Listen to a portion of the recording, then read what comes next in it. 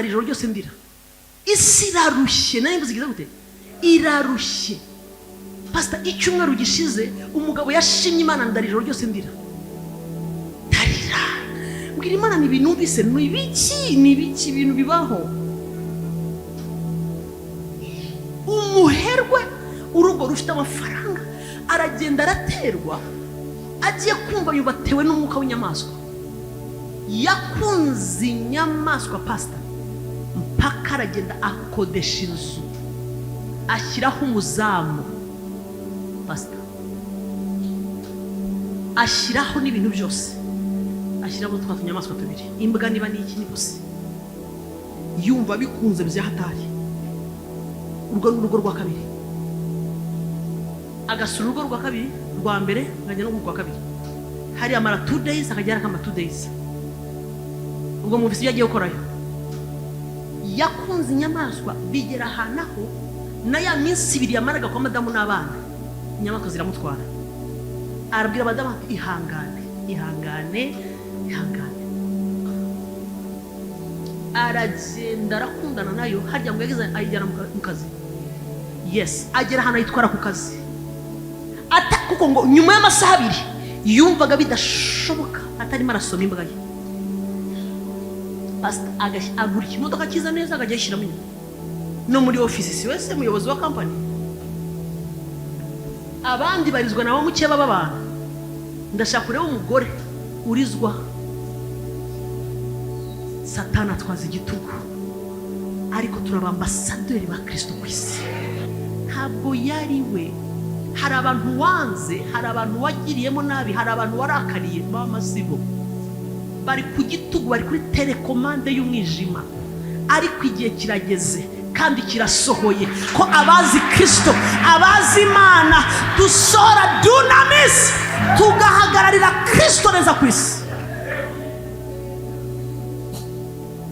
niba utarahaga imikino y'umwanzi mu buzima bwawe cyangwa mu itorero rya Kristo you will never, it is impossible. Uzabyumva tubwirize dutahe Pastor Jackson aza afite umutwaro avuge atahe musigere mu mureba mutari kuri abayikubita mu biki inzara y'Imana umva niyo tuyo ucomeka ku mutima wa Kristo ukavoma ibiriho umva twishwe n'ubunajua no kutizera nabaye provoke ibintu bigupfira mu maso ukumva ko izi ni inshingano za kanaka yakabaye kozi bimaze mwatambwa no bwari kuko atabikoze pourquoi pas il n'a pas fait quoi ni wowe wabuze inzara uba wahahagaze ukaziba twagiye iyi nzara y'Imana ihari ijuru ribona ko ukeneye kurya kuko inzara ni demande yuko nkeneye food iyo nta nzara urimo uravuga ngo nimucinge ijuru ku buzima bwanjye I don't want you. I don't need you.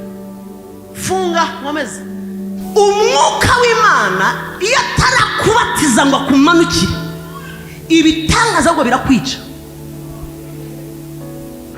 Ndagukubita maze ntahe n'iby'umuceri. Umva iyo indeba Jullienne ireba wowe ndevuga izina ryawe ireba Imana kwisi niyo mpamvu ikubwira ngo kora gutya ivugira muri level yayo yewe icyo umwanzi ashaka nuko utagira inzara ngo activity ikikurimo ziragenda zikaryama bagashyiraho ibiringiti bitatu I'm back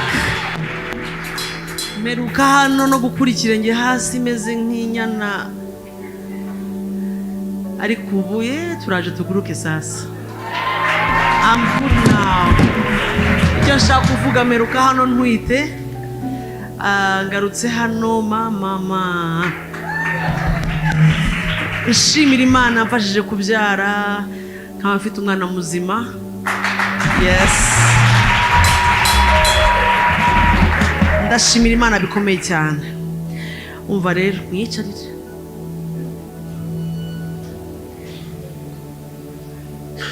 mbwirira ukwegereye ngo nizere ko hari neza mumbwire ngo aho wahereye ugenda udomoka,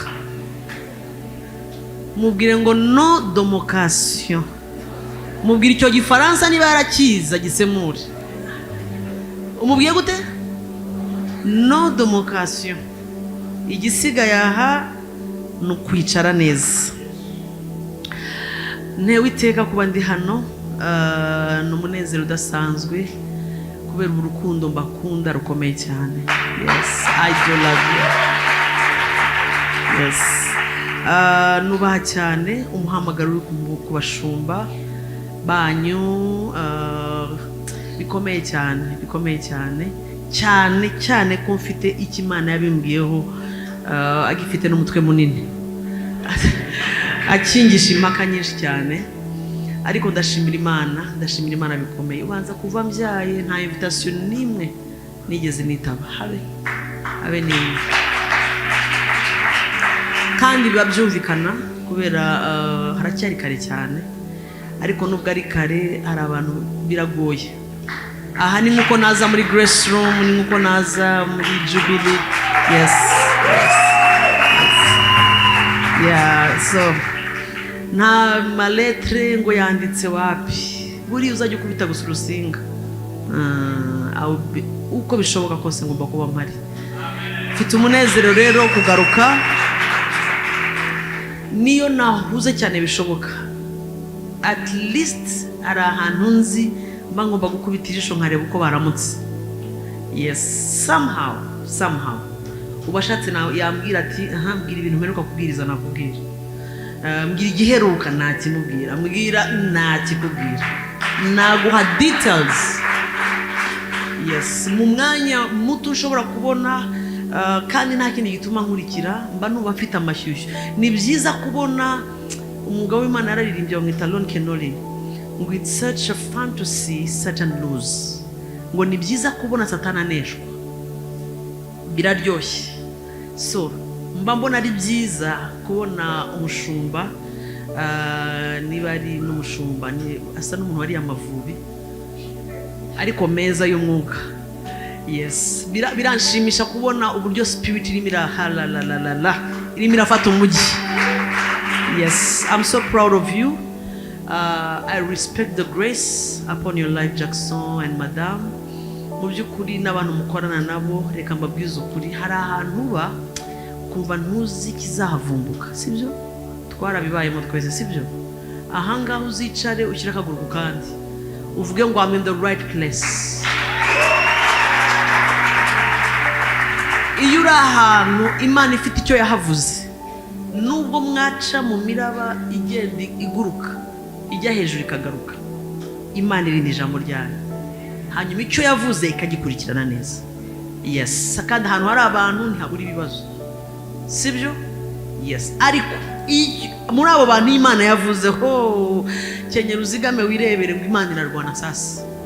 So I'm proud of you, muragikora neza, komite Imana ibaho umugisha, murakora ibintu biri smart banange, murakora ibintu biri very smart. Hariya hanze narindi kuri media bambaza ibibazo nishyura, haleluya. Nari nabaye umwana mwiza, I was like yes, I'm proud to be a spirit member. Yes, Imana ibaho umugisha mwinshi. Now twagiye ngira ukweregere ngo dunamis. Now uyu mugoroba rero Imana yampakiye cyane. Gabi Kamanzi nakubonye banange, I love you, are so gifted, you are so anointed, you are so I tell you, nuwacu sibyo? Muramwiyumvamo? Nuwacu, we are proud of you. Yes, bimesha umugisha kubona umuntu umaze imyaka atabivamo. Yes, yewe kuva twariganye muri secondaire nimuturebere hano ku kigo kimwe, iyo myaka yari umurokore, mutagira ngo irijwi rije ejo bundi, arimaranye imyaka aryibitseho. Murabibona, ntabwo muzi abantu baje nyuma ye bavamo. Ubu wamubajije ibintu bimuterese kugira ngo bimukure mu murongo ni bikeya, ni byinshi cyane. Please always mujye mwubaha abantu batinze bagendana n'Imana baba bakubise ibikuta byinshi abamanutse imisozi n'ibibaya byanga bikunda mujye mubibuka munabasengera kandi niwumva hari ukuntu wikunkumuye ufata amadolari 100 ndakavuze nyuma yo gufashwa na amadolari 500 sibyo please always do that igihe kimwe umutware wanjye yarafashijwe ndamumva mu cyumba yari mararirimba indirimbo y'umukozi w'Imana arafashwa arasenga ndi muri sale ndavuga naha ubunzi gikurikira ko ndamuzi nubu dufaranga two guhahararira tumwoherereza nari mbizi ni kera tukimeze ukuntu haleluya kumufuka mita ntangira kureba udufaranga duhari kandi niko byageze Jackson uko ngo twarashoza muri sale tuyajya indirimbo ivuga ko cyane yande naragiye amafaranga mita ndamubwira ni yakana katoho ati ya mbona amaso ye yatukuye ati naya twari dusigaranye uyamushyire ati reba ukuntu yamugezaho ndibaza se Imana uriho gakeya mamagaye wa muhanzi ndamubwira ni uri hehe abanza kwanga atabishaka ati ndahuze ndi muri studio icyakubwira ko dufaranga tugenda two guhahana ukuzaniye nyuma numva yaho rero hari agaturo mfite umutware yampati atari ko repetition irangira mu minota 5 mukanya mugenzi repetition irangiye no muri studio ayitaraza arambwira ati byagenze gute ndamubwira ako kanya mbona ararize arambwira ngo nari nyakeneye cyane ahita hamagara umubaziste wamushyiraga guitar bass muri mu ndirimbo n'wa solo murabyumva ibyo bintu yaba tukirahita baba muko wapi n'Israeli byinshi muko wakuya kabata faranga mitano babinkozeho mugenzi yuraka moto aragenda so nimugafashwe musore Yesu we mukanya ujye kumureba ugire gute simbivuze wari ukuntu mundeba ibyo ngibyo mvuze nibyo bikingura inzugi yes bikingura inzugi please always do that kandi biranamotiva umuntu akumva ko arakunzwe akumva ko hari abantu bamwibuka Nyagasani Yesu abaho muvuye muri Gatolika vuba yes Imana ibaho umugisha mwinshi aba Grace muri hano Imana ibaho umugisha mwinshi nababonye Imana ibahezagire mwakoze kumperekeza no kugendana nanjye ndumva afite amashyushyu y'umugoroba kuvuga ijambo ry'Imana mwanyemerera se ndumva biri buvemo Yohana wa mbere 3:8 na uyu mugoroba rero sinzi icyagutindije mu nzira sinzi icyaguhagamye sinzi ikizanye mu buzima bwawe kitava ku Mana uyu mugoroba mugomba gutandukana nacyo mugomba gutandukana kuko haraho Imana igushaka kandi iyi minsi irarangira ku cyumweru ushimira Imana ko yakuzanya muri iki giterane please my microphone Yohana wa mbere 3 narimvuze kangahe narimvuze umurongo wa 8 muraza kushakira n'indi version y'icyongereza ya New King James niyo yes thank you tubanze mu Kinyarwanda Yohana wa mbere narivuze ibice 3:8 twagiye ukora ibyaha no wa Satani kuko uhereye byari mbere na mbere Satani akora ibyaha aho nashakaga turahageze ibyo umwana w'Imana yerekaniwe nibi yo akondaza kukabasaba mukamfasha ibyo umwana w'Imana yerekaniwe uwo ninde uwo ni Yesu icyatso yarerekanwe mbere nibihe nukugira ngo akinishe amareho imirimo yande mwamfasha tugasoma hamwe duhere kuri ibyo umwana w'Imana yerekaniwe 1 2 3 ibyo umwana nibi nukugira ngo agira ate ako kavuge cyane ongera cyane volume gatoya ongera gato amare akureho iki imirimo wa Satani. In the VIA version mwinzarire icyongereza. He who sins is of the devil, for the devil has sinned from the beginning. For this purpose the Son of God was manifested that he might destroy what? The works of the devil. Kumaraho jya hasi turebe icyenda. Umuntu wese wabyawe n'Imana, harero mu ntega amatwi, umuntu wese wabyawe n'Imana ntakora ibyaha mu impamvu kuko imbuto yayo iguma muri we. Kandi tararara dusubiremo hejuru, umuntu wese tugende, umuntu wese wabyawe n'Imana ntakora, bigucange gato, kuko imbuto yayo iguma iba ihora muri we. Twagiye mu cyongereza. Whoever has been born of God does not sin, for nako nashakaga, his what? Seed remains in him. Remains, for his seed. Imbuto mwayibonye? Vuga ngo seed. Oya navuze seed. Akugafate nutazi icyongereza seed arakazi. Kuko imbuto iguma iba ihora, remains in him. Nguhaye icyubahiro mwuka wa data, ngushimiye ubwiru bw'imbaraga z'Imana uyu mugoroba ugiye guhishura mu buzima bwanjye nubwo abankurikiye n'abazankurikira mu izina rya Yesu. Nshuti yanjye mwuka wera ni wowe uhishura Kristo muzima. Wowe udahari tuba tuwomborana, tuba dusakuza, tuba dukorera ubusa, ariko ahuri hari umudendezo, liberty. Ahuri utuyobora mu kuri kose, ahuri nta ngoyi zihasigara, ahuri hari biharanga. Ndagushimiye cyane kubera presence yawe, ndagushimiye kubera abo wararitse uyu mugoroba baba bari hano n'abakurikiye, ndagushimira kubera bazakurikira, ndagushimiye Nyagasani ko bidashoboka bitazanashoboka ko tuguma aho twari turi. Urakoze kutwimura uyu mugoroba mu izina rya Yesu Kristo umwami wacu. Twese tuti amen.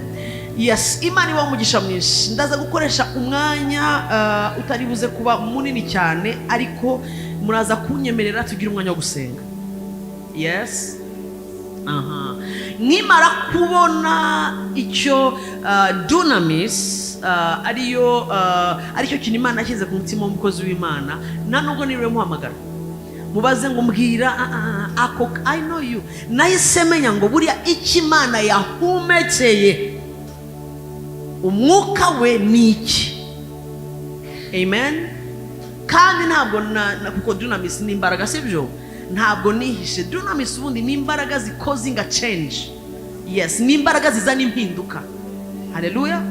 So nahise menya ikintu Imana yamushyize ku mutima. Numva ndatangaye cyane kuko nicyo kintu mazeho igihe kitari gito ndimo ndakoraho study, ndimo ndacukumbura, ndimo ndasengeramo, ndimo ndaririramo icyo kumara igihe. Ubu mbabwiza ukuri inshuti zanjye, ndabona benshi tukiri batoya, reka mbabwiza ukuri, itorero cyangwa umubiri wa Kristo, nivuga itorero ntimwumve hano, ndavuga umubiri wa Kristo in general, ritagaragaza cyangwa ritarimo rirekana imbaraga z'Imana, reka mbabwiza ukuri, n'itorero ritazigera rigira impact na ntoya mu isi, cyangwa n'itorero, cyangwa iyo mvuga itorero ndavuga wowe, reka ni jyewe nawe dukoze itorero.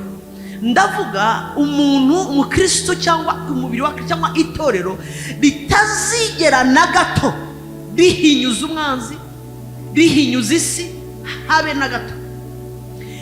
Imbaraga z'Imana niyo identite.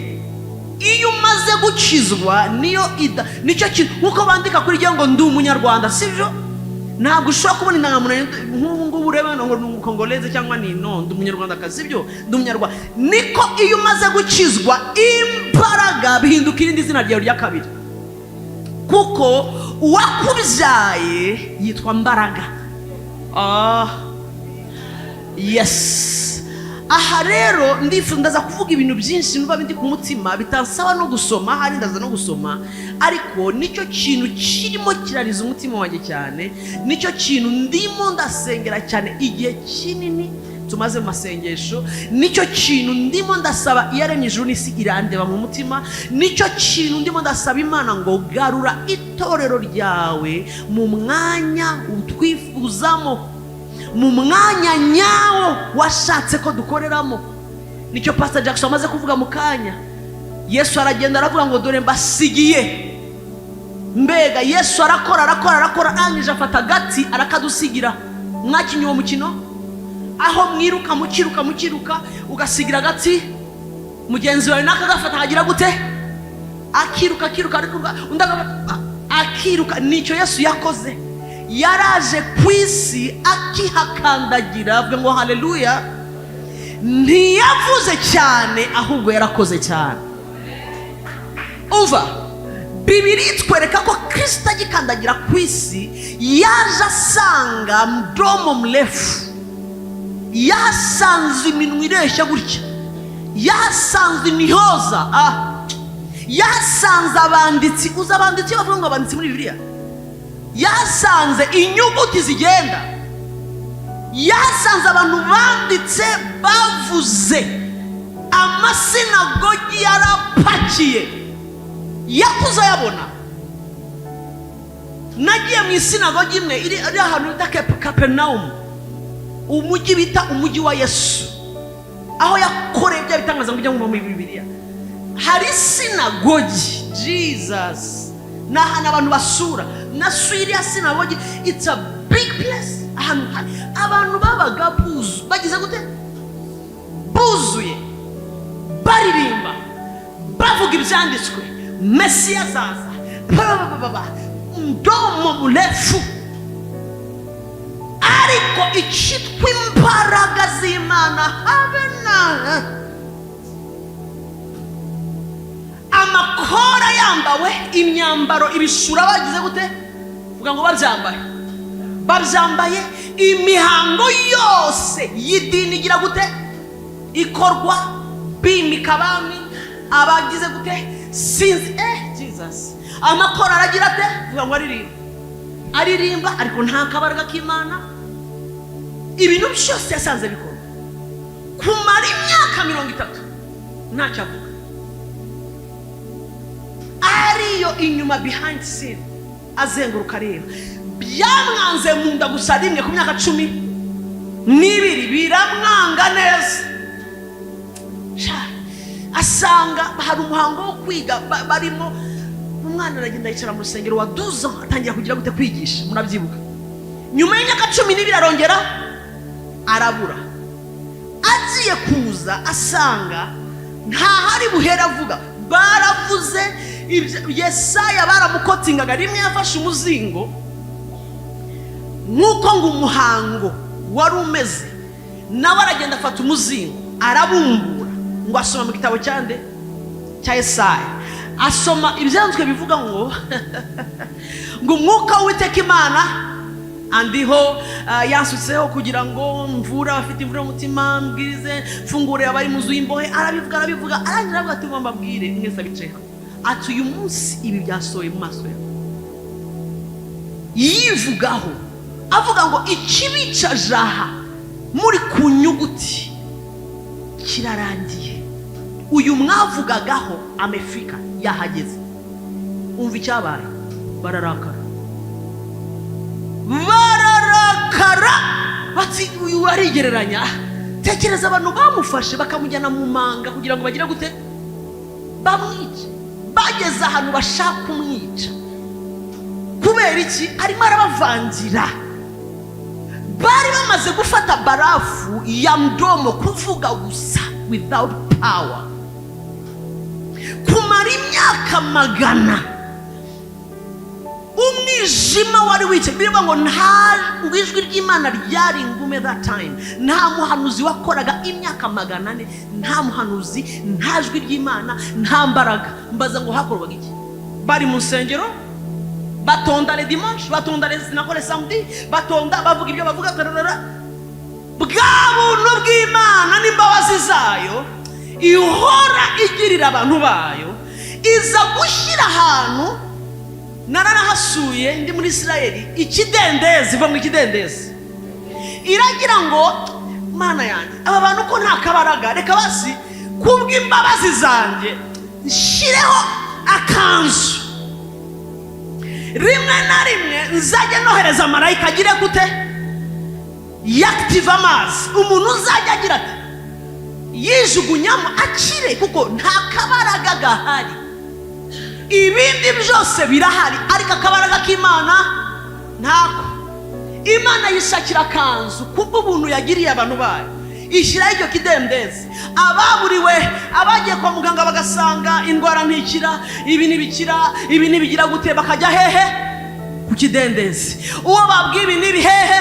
Ku kidendezi. Urubyimba rwaje ku mutwe hehe? Ku kidendezi. Ibintu byose byanze ku kidendezi, kuko nta handi hantu ari bubona akabaraga k'Imana. Na ku myaka 30 Yesu araseruka. Avuga ngo araseruka. Aje ntabwo yaje avuga, kuko baravuze. Yaje agaragaza ibyo bavuze mu bikorwa. Yaje agaragaza ibyo babonaga mu byanditswe mu bikorwa. Araza, ndashaka mu mubone ahaciye hose umujyi yinjiyemo, agasanga impunyi kagira gute. Ongera volume, ongera gato. Bwa mbere mu mateka yabo babona ibintu batarabona, bakabona ntavuze, tipe aciriye amacandwe hehe? Hasi. Ntawe abajije, nta n'icyo avuze. Agize ate? Bwa ngo aratobye. Aratobye, akuye akondo gutya, amacandwe ye azanye ku maso. Agize ate? Arasize. Maze baratangiye vuga ngo baravuga. Vuga ngo baravuga. Byatangiye kera.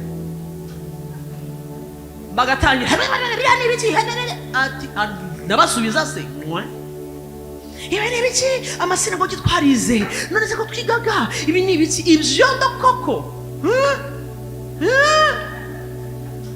amacandwe, mbega ubwibone. Kandi biravuga abandi, uwakize ntacyo avuga, kuko we yagize ate? Yakize. Kandi ari nawe wagize ikibazo gikomeye, nubwo naba nawe n'amacandwe, nubwo bazana ikiziba bakagigushyiraho, wakwemera? Sibyo? Yesu araje atobya kondo pya, mu kanya aragenda, ahuye na Bartimayo. Ntakoresheje kondo, reba. Ararebye, aciyeho akana kari gapfuye, akagezeho. Agize ate? Arakazuye, ntacyo avuze. Arimo arakora. Umugore umaze imyaka 12 araje yiruka mu bantu, cyaraziraga, akoze ku mwenda. Bigize gute? Aravuga ngo hari imbaraga. Ninde unkozeho? Ninde unkozeho? Abantu bose including intumwa, kuko hari routine bari bamenyereye, batari ko waretse ibintu byo kwishyira. Ninde ugukoze? Twakubigize twese, tuje tukubyiga byiga, none se ngo ninde tugende wana. Ati arimo aravuga langage batumva, arimo aravuga ururimi for the first time. Asohora kuvuga ururimi batumva. Yari uwo munsi ku myaka 10, umudamu w'imyaka 12. Ati ninde ugize gute? Unkozeho. Ngo ngiye kumva numva imbaraga igize gute? Imvuyemo. Ai, barangije batari ko ubu bwiyemezi bw'uyu mwene data buvuye. Ndimo ndavuga n'intumwa ze, zitari ko twakubigize twese. Arangije ati no, ndimo reka be making it clear, harunkozeho, apa numbize.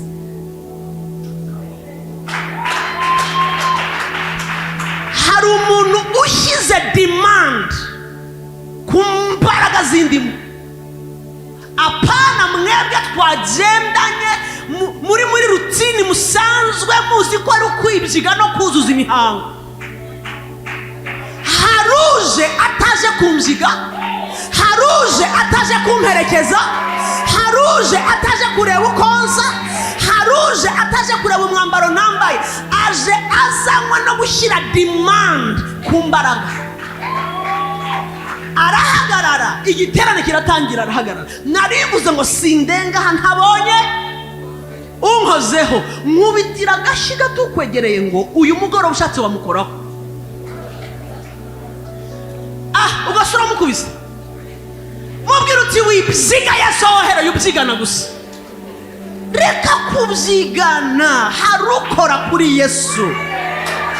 Hari ibintu by'ibigare ariko hari na touch, hari ibintu by'akamenyero ariko hari na touch. Arimo aragendana n'abantu bamenyereye amasinagogi, bamenyereye. Haguturukira umugore watangiriye ahantu ntabwo bibereye aho, ntabwo imbaraga azifatiye aho, yazifasha akiri mu kumba ke. Bibiri iravuga ngo yaribwiye. Umva, yaktiviye ikintu ataranahagera, akiri mu kumba ngo aribwira ngo enough is enough. Ndabizi ko mpumanye ntibishoboka gusohoka hano, ariko ikiba ngiye kugenda nsiga amatashe y'amaraso hasi, ariko abayakandagiramo I don't care. Icyo nzi cyo, now is my time. Sinitaye ku bindi, numvise bamuvuga, numvise ibyo yakoze, ariko ubu ndashyira demand. Umva, uyu mugore nta hantu na hamwe yumvise ko umwambaro wa Yesu ufite imbaraga. Nta radio yabivuze, nta televiziyo yabivuze, nta giterane yabonye, nta posta yasohotse. Umutima we uramubwira ngo ndahaze, igihe maze ntakaza ubuzima. Kuko gutakaza amaraso ni sign yo gutakaza ubuzima. Urimo urasingira urupfu. Igihe maze ntakaza ubuzima, negera urupfu kirahagije. Utanga ubuzima agiye kuncaho for the first time, kandi ashobora kutazongera kuhaca. Ibyo yibwiye akiri mu rugo nibyo byashyize demand ku mbaraga z'Imana. Mubonye itandukaniro? Ari ugukora ku myenda bose barimo baragira gute? Barayikoraho. Ariko hari ikintu, hari operation yes yabanje kubera mu gikari, ituma agira determination, imuteramo ikintu, aza apusa, asunika. Umva ko yarakingiranye Yesu, ko nta mwambaro yambaraga utameze nk'uw'abandi. Niki kimubwira ngo nuyu? Kuki atayobera kuri Petero? Hari abantu benshi bayobeye kuri ba Petero, bajya gufata ku myambaro itariyo. Hari abandi bayobeye kuri Yuda, kandi Yuda umwana wa hariya mu biryogo, iki nari bugukorere, arahindukira kubwira ngo nkorehe ikisha, ndakuvunja kichwa, nipe cash. We langaje yumva ni iki? Ariko ikintu wibwiye ukiri wenyine, umva babwiza ukuri, ntabwo dushobora, ubu nagiye kandi kugaragaza imbaraga z'Imana muri generation yacu nta nzara y'Imana ihari. It is impossible. Ndaza kuvuga ibintu nka birindwi, Imana ni mu mwanya, nibishoboka. Ndavuga inzara ya yindi itaguha ubuhemo, idatuma uryama, idatuma uhumeka. No, niba utarahaga imikino y'umwanzi mu buzima bwawe cyangwa mu itorero rya Kristo, you will never, it is impossible. Uzabyumva, tubwirize, dutahe. Pastor Jackson aza afite umutwaro, avuge, atahe, musigere mu mureba mutari kuri abayikubita mu biki. Inzara y'Imana, umva, niyo tiyo ucomeka ku mutima wa Kristo ukavoma ibiriho.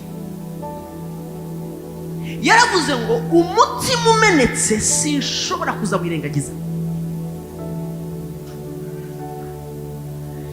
Umva ababyeyi, iyo umwana umuzi ko kuri food ari umwana mwiza aririra, hari abana bafite impano kabisa bariyumvise. Hari abana ubuzi ko bafite impano vraiment bidasaba kujya kuhamagara mwaje kurya wariye. Hari abana bafite impano bitaraje, at least aba yahonjejeho nk'atatu bijya kugera ku meza, ageze muri hafi, ageze hagati. So iyo usanzwe uzi umwana urya yifitiye apeti, mu kanya waza bakakubwira ngo mu gitondo ntiyanyoye icyayi, saa sita ntiyariye, n'ubu nijoro turamubwiye arye aranze agiye kuryama, musubize nk'umubyeyi bivuze iki? Bivuze iki? Okay, abatabivuze gusa bivuze iki? Ararwaye ahubwo ararembye, kuko hari ikintu uzi none hari lack ya appetite. Apeti yagize gute? Yashize. Umva, kutagira apeti bihindutse sinye y'uburwayi.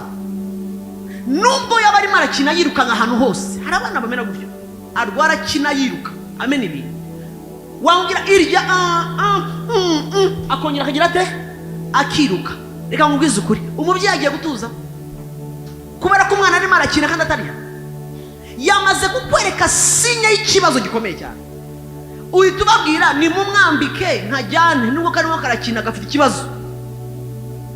Ijuru nimundebe hano, ijuru bwaryo sayini ya mbere ikubonaho kurwaye mu mwuka no kutagira inzara.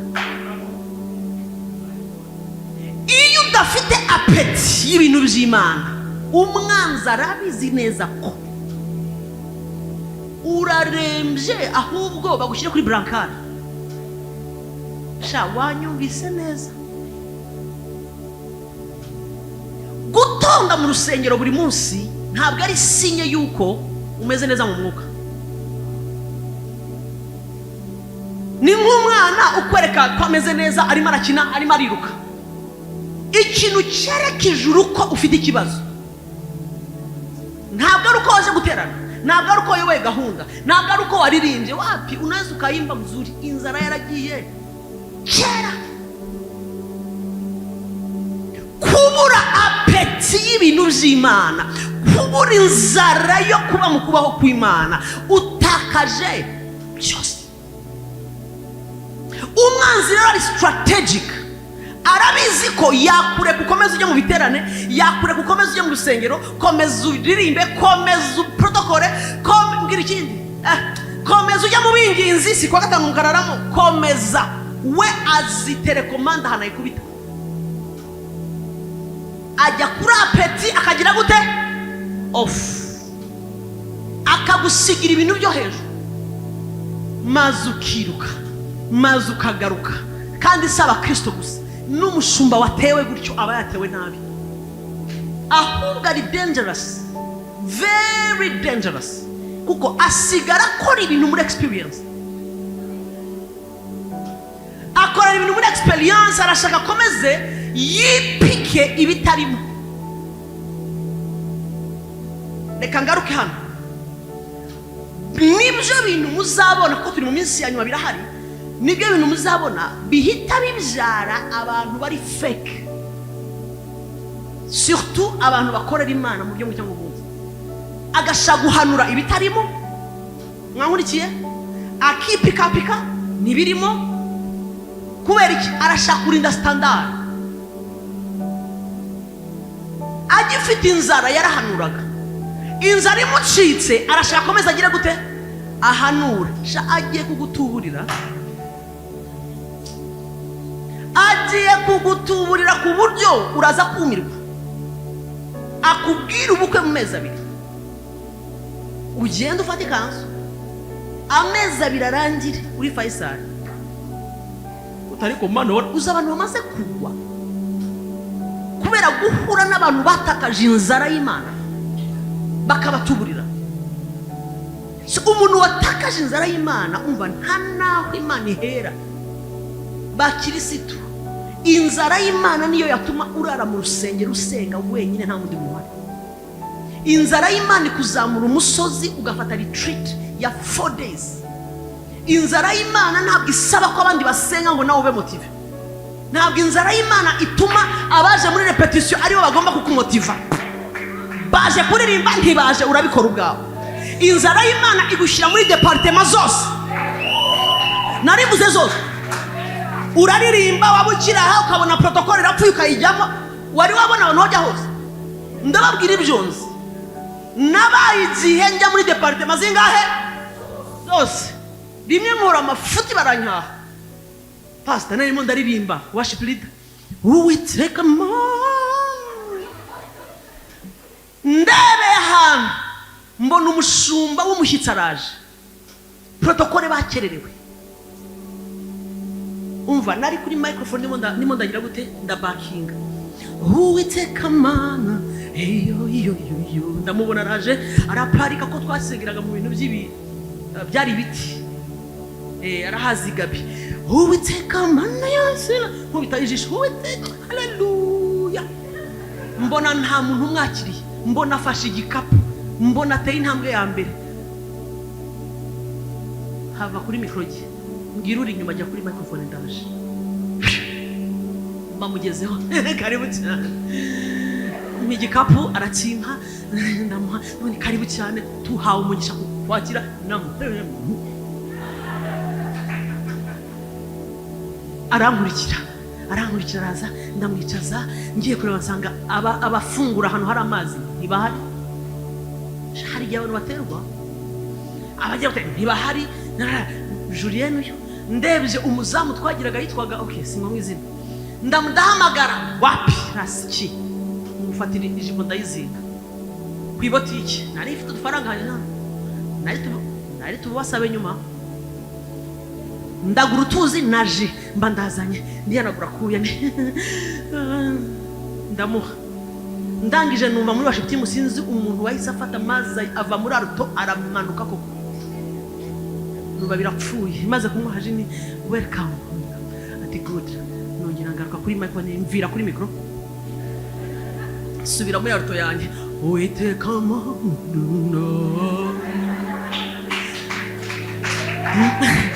mba ndaririmbye Uwiteka mana turarimba ariko uwo munsi nakoze ibintu n'uyu munsi ndabyibuka nkumirwa.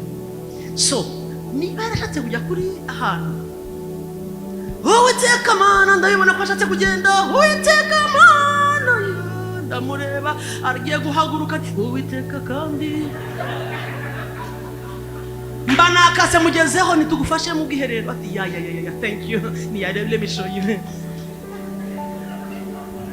Ndamwereka nitsia mbanza ninjiramo ukuntu hasaga n'Imana ihazi ndahakora ya kandi enter and thank you man of God avuye mani thank you asubira hariya wa undi abayageze kuri mbere ko aratratinga wowe dogabone tutubaho ka ndagaruka ni Uwiteka mana. Uwo munsi nakinye filime hashize isaha irenga mbona aba protocole babiri bara nkubitira ukwegereye gukorera Imana ntanzara biragapfa biragatsindwa. Ubona ibintu kana birabowa wagira ngo nibo tuje kuramya. Uzi ko umuntu yinjira ukagira ngo niwe nyiri ubutungane. I tell you wagira ngo niwe tugiye kuramya. Ukuntu binjiye icyantangaje twarashoje njya gusaba udufaranga twanjye nta transport nari mfite nakoresheje yanjye si byose nari butahe guteza uzana twatahaga Indera ndabya nakoresheje ji nabuza ndataha gute ngo no tu vois quoi give me my money ni you see what ati mwaje mutinze Attends, tu viens ntabwo muri comptabilité tu vois quoi? Ok. Numva birumvikana ariko kubera ko haleluya. Mugenzi ndakata tegereza igihe comptabilité zabishyira mu murongo. Nagiye n'amaguru paka Sonatibe. Uvuye Kicukiro centre. Sonatibe paka Giporoso. Ndabyibuka neza. Giporoso mpaka 12. Twagiye 12 mpaka 15. 15 mpaka ibitaro by'Indera. Ibitaro by'Indera ndakata. Nahageze niba 6 z'ijoro. Niba 6. Nabyimbye beza. Ubusabanzete mufite inzara y'Imana mwene. Nabyimbye ariko mu mutima. Iyo ufite inzara y'Imana ukorera Imana utagononwa. I tell you, ujya kumva wakoze icyo wagombaga ukora utitaye. Umva inzara y'Imana nituma muziba ibyuho. Nko mushyitsi ntabwo yamenye icyabaye usibye kumbona yabagutse aba bantu ni impanga. Sha afite twin mwiza yabonaga umuntu muraririmba akabona n'umwana muserva basa kandi bambaye kimwe. Naba no kumucanga akagira ngo turi impanga. Ukaziba icyo kurusha kuvuga ngo iyo udafite inzara hari ibintu utabona, ibintu bigupfira mu maso ukumva ko izi ni inshingano za kanaka yakabaye yakoze ibimaze mwatambwa nubwo ari kuko atabikoze. Pourquoi pas? Il n'a pas fait quoi? Ni wowe wabuze inzara uba wahahagaze ukaziba. Twagiye iyi nzara y'Imana ihari ijuru ribona ko ukeneye kurya, kuko inzara ni demande yuko nkeneye food. Iyo nta nzara urimo uravuga ngo nimukinge ijuru ku buzima bwanjye. I don't want you, I don't need you. Funga nkomeze. Mwandi magambo nyuzwe nukomeze, nyuzwe n'urwego ndiho, nyuzwe nicyo kutagira inzara bivuze, nyuzwe n'ibirimo biraba, nyuzwe n'ibyo mbona buri munsi. Ibiri iwacu ni bibi ariko ntacyo bintwaye cyane, so nta kundi ariko mu izina rya Yesu. Muranyi bashuti na imbaraga z'Imana itorero reka mvuga umubiri wa Kristo mutaza kumva ko ndavuga spirit gusa. Umubiri wa Kristo in general nitutagaragaza mwisi imbaraga z'Imana turaba turimo turagaragaza Imana ubwayo, kuko nta kindi kintu gihari isi yatumenyera ko turaba Kristo. Icyo ni kimwe, kuko ageze mwisi ntabwo yavuze, yarerekanye gusa. Arakora baravuga arakora, barivovota avuga ngo arakora. Aravuga ngo nkwiriye gukora iki imirimo y'uwantumye bikiri we. Arimo ararwana n'amanywa butarira, abandi bamo baravuga. Yari kuri speed, yari kuri mission, yari afite icyamuzanye. Tumaze gusoma icyatumye agaragazwa, Bibiliya yavuze ngo kugira ngo amareho akureho. Twagiye a destroying mu Cyongereza, arimbure imirimo ya Satani. Twagera spirit munyumve, yabaye manifested, yaragaragajwe afite purpose. Ntabwo ari ibyatunguranye ubwo nanze kujya mu mateka Yohana abonye babumbura igitabo habura ukibumbura. Turekeraho. Yabaye manifested, yaragaragajwe, kuza kwe gufite purpose, afite mission. Asubiyeyo aravuga ngo agakoni nkagize gute ndakabahaye ko kugira gute ko kumaraho iki imirimo yande ya Satani. Ubuziko muri wowe wicaranye dunamis, imbaraga zimaraho imirimo ya Satani ziri muri wowe. Umva, ntabwo ari ibintu ngo tugiye gusengera uzibone. Icyo usabwa ni ndunda kuvuga muri Grace ni igikombe bagusukiyemo icyayi bashyiramo isukari. ikagusigira inshingano zifata akayiko, ukagira gute? Umva, ushobora kunywa icyayi ugatongana ngo nta sukari irimo, yicaye hehe? Mubitira ukwegereye uti muri wowe hicayemo isukari. Mubwira ngo muri wowe mu ndiba harimo dunamis, harimo imbaraga. Naribuze ngo ziricayemo. Akimara kuvuga ngo mbasigiye, it's automatic. Byaje muri wowe, zirimo. Ikibazo twabisigiye abantu ngo bafite impano za deliverance. No, izo ni impano zigaragaza imirimo. Yes, thank you. Ariko buri uwamwizeye wese yahawe amount runaka y'imbaraga. Wavuze ngo haleluya. Iyo dusenga, tugenda gusenga mu kanya, ubu urimo urafata akayi kugira gute? Ubu urimo urakitiva, ubu urimo urakitiva icyashyizwe muri wowe. Icyo umwanzi ashaka ni uko utagira inzara ngo wakitive iki kurimo. Ziragenda zikaryama bagashyiraho ibiringiti bitatu, umwana akakurembana ufite dunamis. Ubukene bukagukubita, muri wowe harimo dunamis.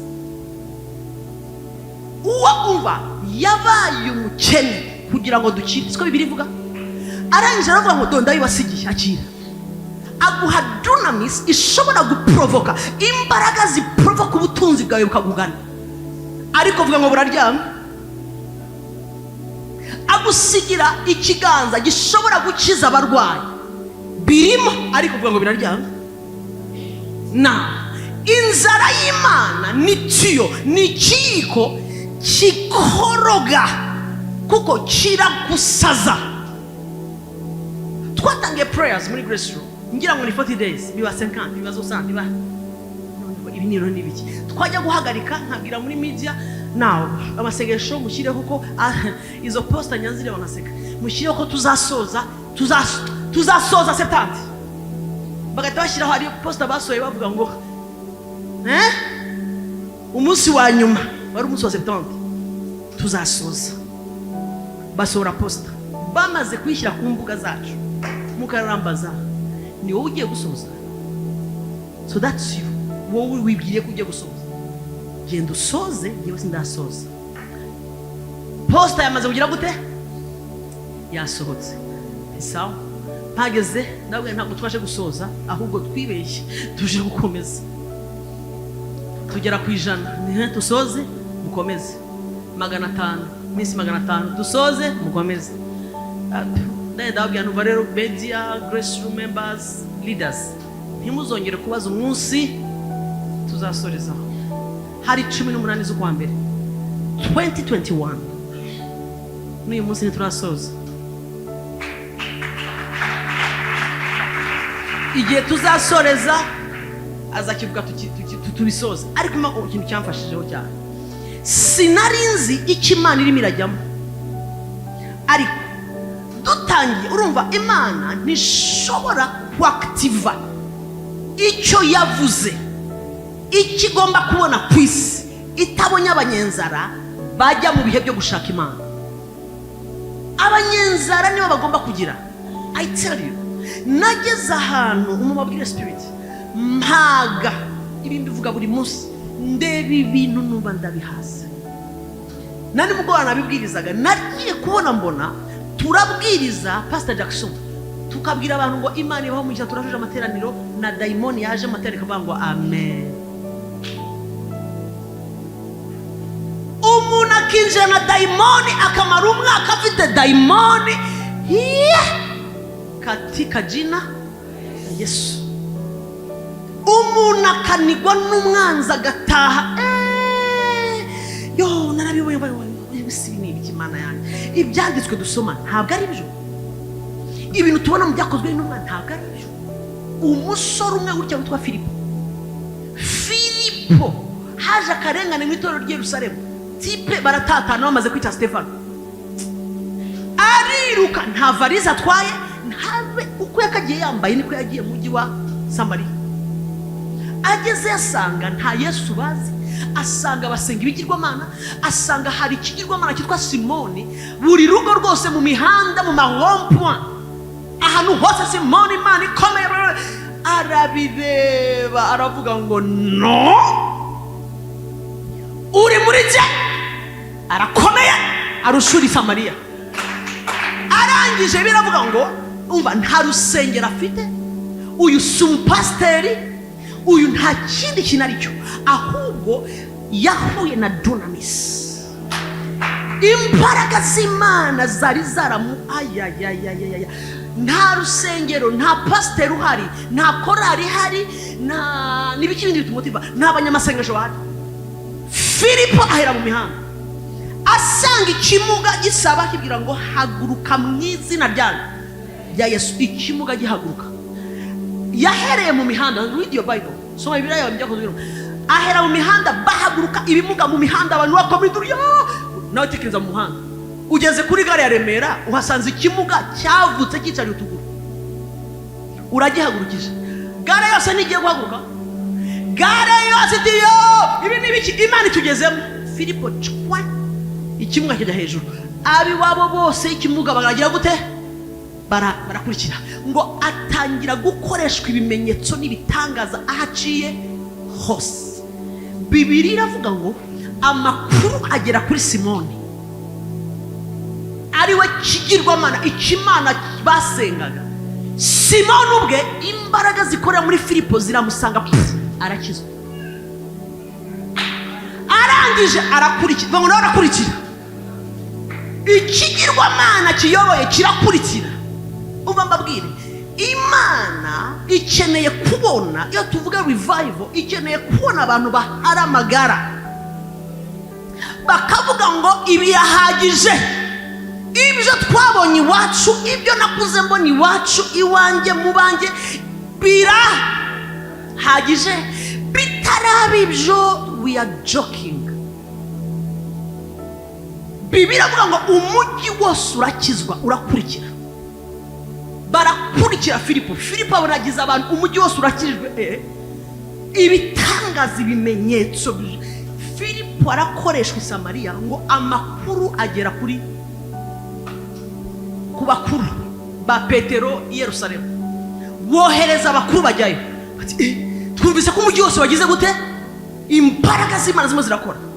Bahageze wameshiwe, basanga abantu bose imbaraga z'Imana, indirimbo, abarwayi bakiza, abadayimoni bavuye mu bantu, ibimuga byashize ku muhanda. Ngo barababwira ngo mwigeze muhabwa umwuka wera. Bivuze ngo intumwa zagize ikibazo, munkurikira, zagize ikibazo kimwe. Yes, ibitangazemo biraba. Yes, ibimenyetso byabaye Samariya. Yes, habaye kugaragara ko imbaraga. Yego, ariko umwuka w'Imana natababatiza barabivamo ejo. Umugabo w'Imana witwa Benihim yaravuze ijambo rikomeye riramfasha. Aravuga ngo ibi bitangaza ushobora kubibona ariko ntibiguhe impinduka. Umwuka w'Imana iyo atarakubatiza ngo akumanukire, ibitangaza ahubwo birakwica. Intumwa za Yesu, Petero nande babonye ibitangaza, yes or no? Bagendeye ku mazi yego cyangwa oya? Babonye azura nde? Lazaro. Barabibonye byose. Bari basigaye bavuga ngo our man, dore impumyisha akahumura, our man. Babimenyereye. Nyuma y'imyaka 3 babona ibitangaza batarabona. Petero yaranabonye arabagirana ku musozi, yiboneye ku munota wa nyuma. Ejo rero ndabisoma binkoraho cyane. Agakobwa gato bamaze gufata Yesu bagiye kumubamba, umva icyabaye. Kareba Petero, urasana abo kwa Yesu. Ati Yesu nihi inde Yesu Petero yamudiye sini. Aravuga ngo Yesu nibiki? Aramuhinduka. Ati Yesu undi ati nakubonye, ati jewe uwo Yesu ni wahe? Agiye kumva yumva inkoko igize gute, irabitse. Yibuka iki? Yibuka ibyo Yesu yamubwiye. Ngo Yesu arahindukira aramureba, uranyihakanyesha? Ngo ako kanya Petero ajya ku ruhande ararira. Agakobwa kambaye bodaboda z'ubururu n'igitenge gicitse karimo karacana inkwi, kashoboye gutigisa umugabo ubonye ibitangaza imyaka 3, arihakana Yesu. Ariko ku munsi wa Pentekote wa mugabo nyine, the same Peter, amaze kumanukirwa n'imbaraga, arasohoka ataya karagakobwa sha nari ntaramanukirwa. Abona umujyi wose ureba, arawubwira ati bagabo bene data ntabwo twasinze rero. Reka mbabwire, for the first time Petero akotinga ibyanditswe guhera mu itangiriro. Abazanira Yesu, abazanira Yesu, aramuvuga ngo bagiye kumva mu imitima yabigize gute, irabacumita ngo dukore iki? Ati nimupfukame mumwakire. Ibihumbi bingahe? 3. Ako kanya baba barasohotse, tugeze muri 3, asanga ikimuga cyicaye ku irembo, arakibwira ngo ifeza n'izahabu ntabyo mfite, ariko hari ikintu nakiriye. Mfite dunamis, mfite imbaraga. Ndakubwiye mu izina rya Yesu, gira gute, haguruka. Utuguru ngo amutanga mu rusengero, ariko wavuze ngo haleluya. Muri 12 byakozwe n'intumwa, Bibiliya ngo bafata Petero baramucingirana hagati y'abarinzi, baramufunga, baravuga ngo buracya upfa. Dunamis se yatumupfa, ntabwo dupfa gupfa. Umva ikitarakwishe ntikikwishe, icyaguhombye kiguhombye. Nyuma y'iyi minsi y'iki giterane, ndahanura mu izina rya Yesu w'i Nazareti, no more dying. Ntabwo dupfa, tugiye kuactiva dunamis. Turaza kugendera hejuru y'ibyishize mu izina ryande. Petero ntabwo yapfuye. Bibiliya avuga ngo abasenzi barasenga, bajya kuactiva dunamis. Bayactivye, amasengesho aragenda akora mu ijuru. Marayika ushinzwe dunamis aramanuka, amusanga aho bamuvoyeye afungiranye, aramukoma mu mbavu ati Petero, you will not die. Ntabwo ukiri wa wundi ubu warahindutse, haguruka tugende. Ngo basohoka nk'abavuye muri alimentation, baca hagati y'abarinzi, baragenda. Ngo Petero arameze nk'urota.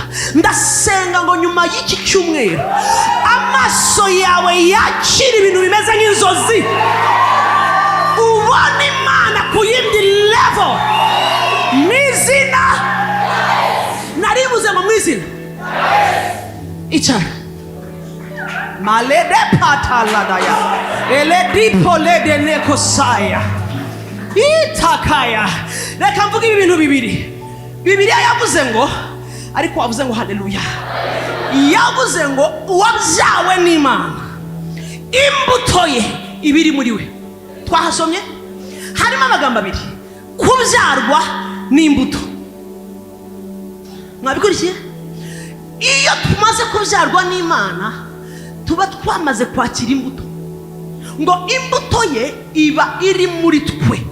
Bakoresha mu bya remains, igumamo. Ijambo imbuto nabonye definition yayo baravuga ngo ni unit of reproduction of a flowering plant, nkurikira, capable of developing into another such plant. Ni seed.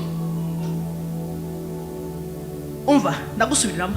It's a unit of reproduction of a flowering plant. Maleni kepenosopa teleka paya tenikozo otoka pada. Capable, vraiment capable. Ngo kiri capable to of developing into another such plant. Nakanu kakabuto seed. Kira produisa. Nabuziko mbisobanura. Kavu umva. Reka mbisobanure gutya. Tuvuge iki ni igiti, sibyo? Urubuto tuvuge rurimo hano. Wari wonye? Ngo iyo ukuyemo akantu gashobora guterwa ahantu kakabyara same result y'iki giti. Iyo niyo mbuto. Imbuto ni akantu gashobora gushyirwa ahariho hose kakazana same result. Icyo kari bubyare kirasa neza na cya giti kakuweho. Mu yandi magambo, ntabwo wafata imbuto ya avoka cya kibuto ugitere haze ibigori. Birashoboka? Ntibishoboka. Nta nubwo wafata umwembe ngo ushyire mu butaka nujya kubona ubone haje iki mbwira amasaka. Umva ko ufite kwizera ukabona washyizemo imyembe haje amasaka. Twagufatira he? Tanzania. Wajya kureba ikibaye. So definition ya seed nuko bayitanze. Bibiri kavuga ngo uwabyawe n'Imana ntabwo bigarukira. Hari seed iterwa muri wowe ngo kandi ifite imbaraga to remain there. Igumamo kugira ngo buruko habaye hari umva buruko uyivomereye iproduise neza ibimeze n'icyakubyaye. Uretse gato iyo mbuto iri muri wowe vuga ngo iri muri jewe nubimenya nyuma y'uyu munsi iraza guproduisa umva ikintu cyose Imana ishobora gukora. Ikintu cyose yarema, ikintu cyose ishoboye nk'Imana nicyo kintu iyi mbuto ishoboye. Kandi iyi mbuto iri hehe? Muri wowe. Kandi igumamo. Bivuze ngo muri wowe harimo igiti, harimo imbuto ishobora gukura ikabyara Imana ku isi.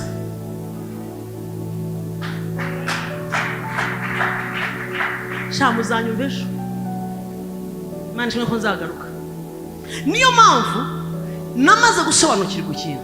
Iyo Imana ivugana nawe, ivugana nanjye, ntivugana nanjye nk'uvugana na Junior, ntivugana nanjye nk'ubwira petite, ivugana nanjye kuri same level iriho. Niyo mpamvu idashobora kukubwira ibintu bingana n'ibyo ushoboye gukora. Igihe cyose uzasanga ufite vision ushobora gushyira mu bikorwa, iyo si Imana. Iguha ibintu muri wowe bingana n'icyo giti kirimo, bingana nayo kuko irakubona nkayo. Iyi kureba irareba parti yayo ku isi. Ndagukubita maze ntahe n'iby'umuceri. Umva, iyo indeba Jullienne, iyo ireba wowe ndevuga izina ryawe, ireba Imana ku isi. Niyo mpamvu ikubwira ngo kora gutya, ivugira muri level yayo. Ivugira muri level yayo.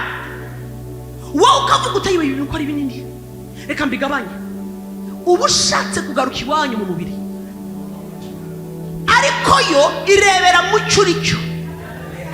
In fact, iyo ireba wowe ntabwo ireba mwene Kalisa, uvuka hepfo Kinyamakara kwa Kanyandekwe no ireba la nabile no sepaya le depo yada le teli de maya irareba yego Jullienne ariko ufite imbuto yayo kandi igume muri iki. So ibintu byose nibyo imbwira gukora nibyo imbwira gusengera ibirimo iribwira.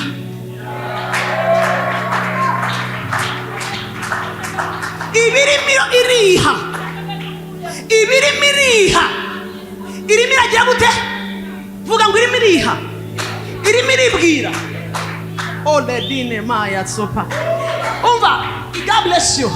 Irimo iribwira niyo mpamvu idatinya na gato ngo mubwiye ibintu bikome.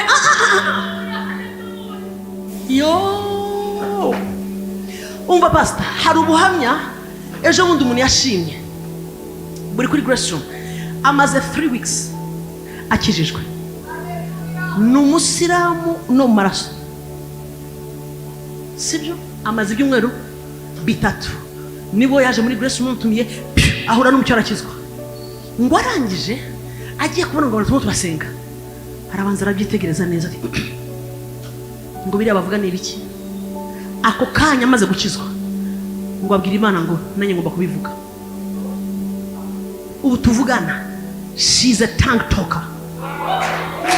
Buratse abarabatijwe mu mbaraga z'umwuka wera. Ibyumweru bingahe? Vuga se.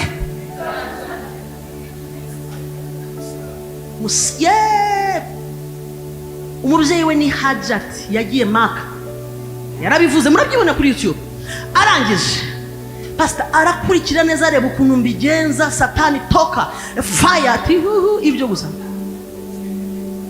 Rimwe turimo turasenga ndavuga ngo zamura ibiganza byawe turi mu materaniro mbihesheje umugisha. Aho uri bubi la ne coupe des aho uri bubishyire hose ndasenze ngo aho uri bubishyire hose igitangaza washaka gihite kiba. Umudamu arabyumva pastor arakireba neza ati wabyumvise, ahita agishyira mu mufuka.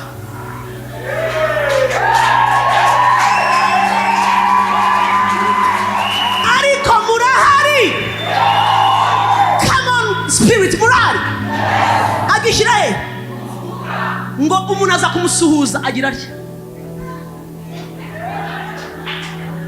Umva twishwe n'ubunajua no kutizera. Nabaye provoke agishyira hehe arakibwira ngo ubu nta nzaho nyijyanye nzaho. Baramusuhuza ati fata hasha fata winkora ku kiganza akibika mu mufuka. Ngo agiye kurira moto biramugora ntakurayo arurira ati singu ikiganza cyanjye motari singu ukoraho gukora unjyangiye. Ubwo afite umwana ujya unigwa n'amadayimoni ninjoro aranigwa. Afite umugabo umaze imyaka yarabiganyijwe yarabyimbye hajya mu kirenge yabyimbye akaguru birangije. Ni umuntu ukomeye haleluya ariko akazi maze ubukene burinjira burabakubita kandi abizi ko umugabo afite potential. Aravuga ngo ariko ibintu twarinjiriwe none mfite ikiganza cyiza gute. Pastor arataha neza yapfuye kwinjira muri salo ati hallo mwese abari hano nzanye ikiganza.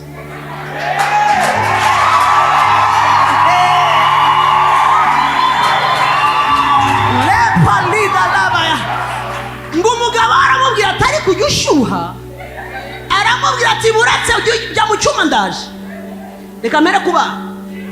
Ahera kuri wa mwana ujya ugira iki abadayimoni ujya unigwa amukubitaho ikiganza ngo mvuga amagambo angahe ngo ndavuga ngo mu izina rya Yesu. Nguko njya mbyumva muri Grace mu izina rya umwati pya mvuze ibyumweru bingahe. Umwana arabohoka. Ubwo umugabo ari mu cyumba yumiwe ukuguru ntakura hasi. Arambwira ati ndaje sheri ndaje reka maze abana banjye kubita ibiganza ku bana ahantu hose arasara. asanga umugabo ati rambura ikiganza, rambura ikirenge, zamura ikirenge, umugabo atari kuraki, zamura, nta kazi wirirwa hano ni tupfa n'inzara, zamura. Umugabo atakira ati mwizina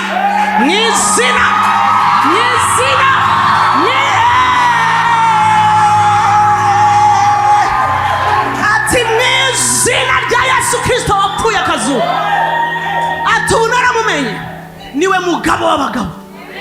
Hey, ati ndateka ikirenge aka kanya gikire, ngutumye mu kazi ubu, bona akazi inzara ndayi. Pastor mugi Grace ngo ari hano mu gitondo saa moya bagiye kubyuka basanga telefone zacicikanye, akazi karimo karirwa ku mugabo we, ariko murahari, spirit murahari.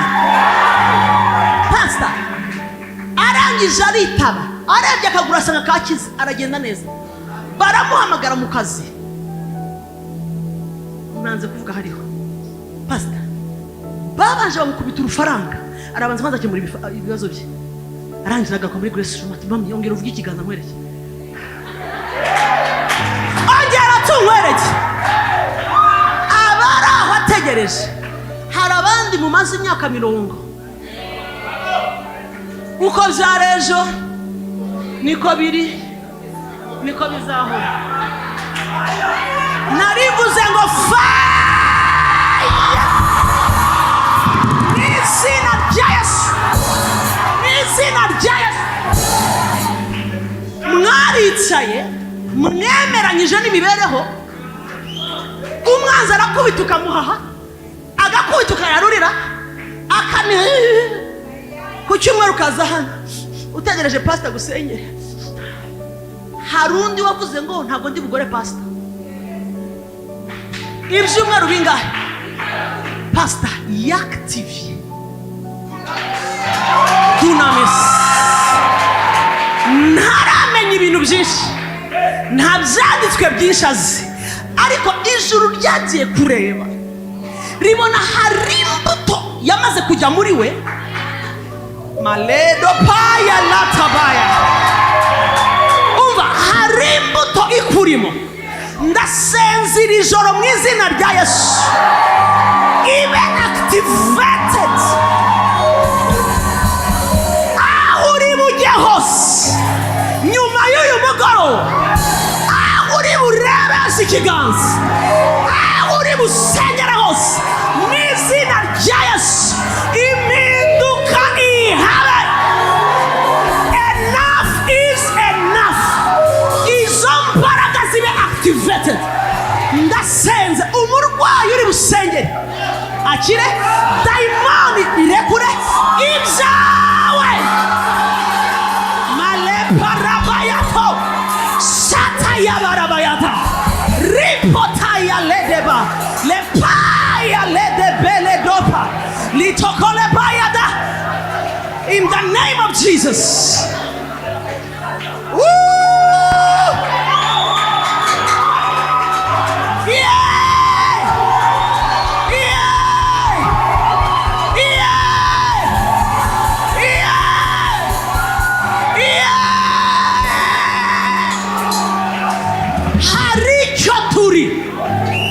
Narivuze ngo hari icyo turi muri iyi si, ntabwo turaba kubabarirwa, turaba kubabarira abandi, ntabwo turaba kugirirwa,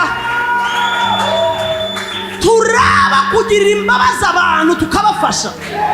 Pastor umusilamu ukitandiye muri 3 weeks araje afashe ibyo wowe wahawe, arabikoresheje birakoze, ubukene bwamuviriye mu rugo, umwana we yabohotse.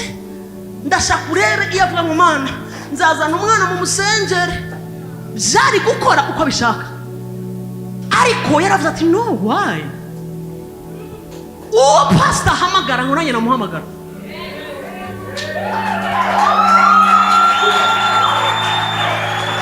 Uva icyakorera uyu muntu w'umusilamu maze ibyumweru bitatu ariko pastor waje shaye esundo zamamaga kabikubwirira hano kuko niwe wakubita dunamis ndashaka kureba umuntu usira mu kazi akubwira ibintu agifite kakaruka hano ati wowe umugabo wanjye fire genda ndashaka kureba umugabo we mu gitondo abyuka akabona telefone zacicikanye reka nkubase niki cyari cyahagaritse akazi k'umugabo nsubiza vuga se murumva bwari ubushake bw'Imana ko basonza wapi bivuze ngo there is a spirit that was behind uko kubura kw'akazi kwande hari umwuka uri inyuma uri murabuza ufasha abana be ibintu byose byari bibanye hari n'ikindi yavuze ngo kuva ibyo byumwe bitatu ngo amafaranga ngo ntabwo nkiyabura ngo arankurikira ndashaka kureba umutoramana iminsi amara amafaranga agira gute ngo arankurikira ngo amafaranga arimo arankurikira ngo ndaza buri gihe gusenga ngo ndaza I'm good I'm okay yaranchallenge numva nafata abakristo nkabahoda ku mutwe ariko ni mudavuga niki izi mbaraga I pray after today bimenyekane ko uwo wamenye ari muzima bimenyekane ko ajya akora imirimo ikagaragara bimenyekane ko there is a dunamis in you n'izina rya Yesu icara gato sose ariko subundi muramutaha mujyahe aho mwahereye mutaha nibankingireho ahubwo umva se tugende niki kibaye kuri uyu mugore tuganire kuri ako gusukana gusa pastor niki kimubaye hari ukuri yumvise agufata nk'ukuri umva agufata gutyo biramukorera ngiye kuba prova ibyo uri bushyire mu bikorwa biraza gukorera biri so easy ku buryo iyo utemeye ubwoba kuko ikintu nabonye muri uyu mugore umaze ibyumweru bitatu naramukurikiye neza hari akantu yasimbutse kitwa ubwoba hari ubwoba ubona bakomeje kumutera muraza kubyumva nimukurikira ariko pastor yaragasimbutse ko n'umugabo yaramubwira ati hareka ibintu by'ibikabyo nta n'iminsi uramaha aramubwira ati nari mvuze ngo injira mu cyumba ndaje urumva kantu n'akantu gasohoka kakukura mu bisanzwe ubundi umugabo yawe akuzi cyane buriya muba muziranye so iyo akuciye amazi wowe ubona n'ikindi kintu wagira gute wakora yanga kubyumva ntiwemere ibiguca amazi birakubeshya nari mvuze ngo birakubeshya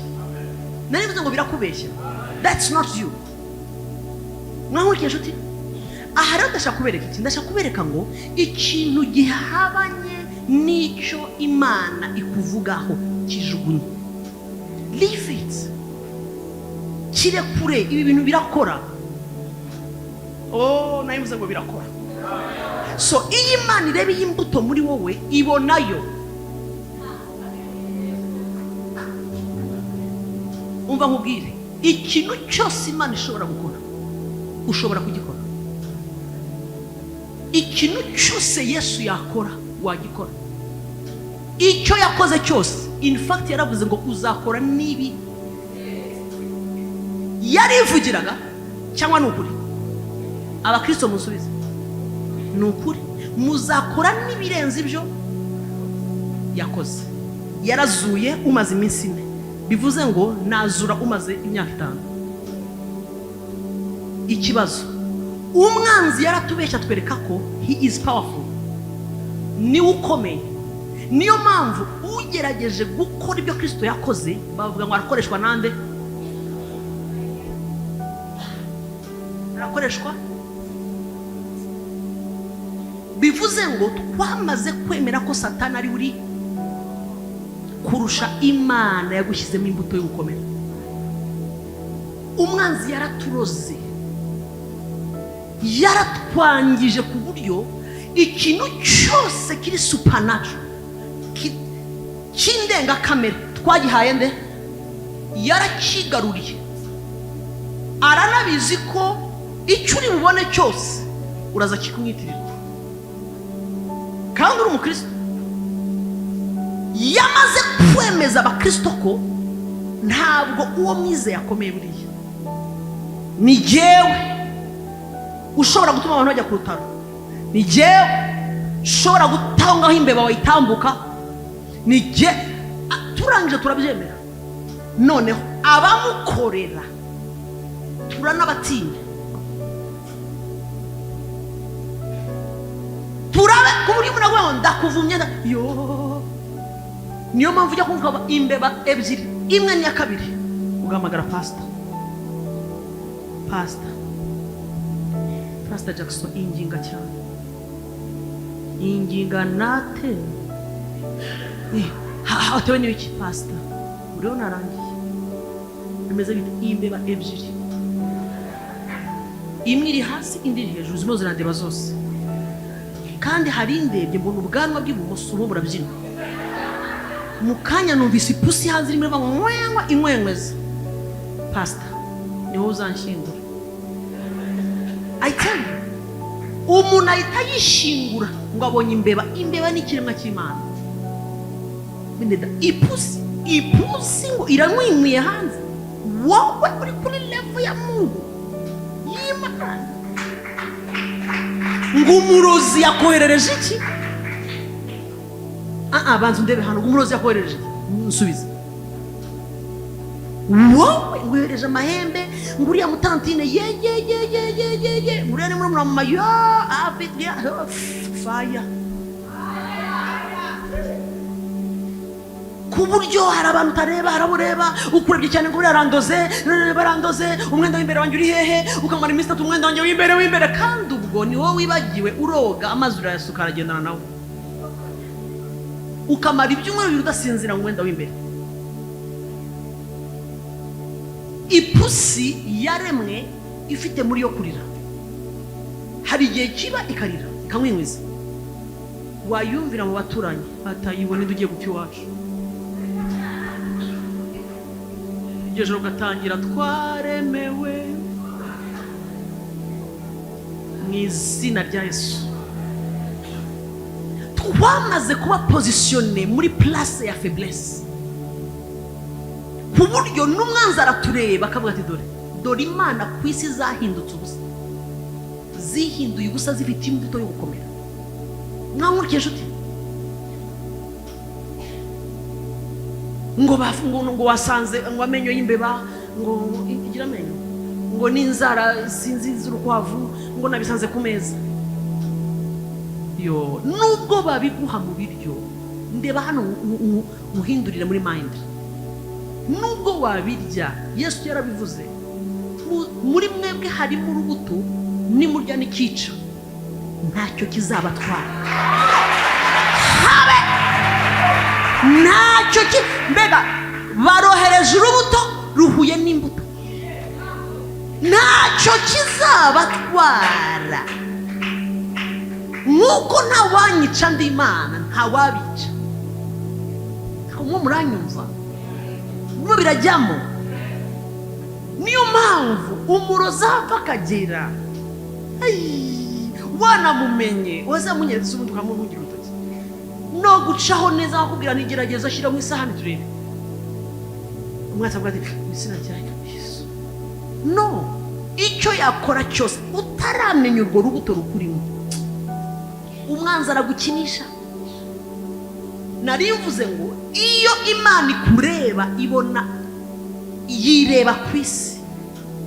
So iyo ibona umuntu ugutabaje cyangwa hari ikibazo gihari yumva ko ari wowe mutabazi. Yo ariko se murakumvisa ukanga ikubona nk'umutabazi. How I wish I knew this before. How I wish iyo nza kuba narabimenye. Uzi nyaka maze magaze kuri agatuki aka many years magaze aho twa imyaka hejuru ya 20 n'ingahe n'ine nita aha mahagaze vuga iyaba kagaco gake nari ngafite iyo myaka.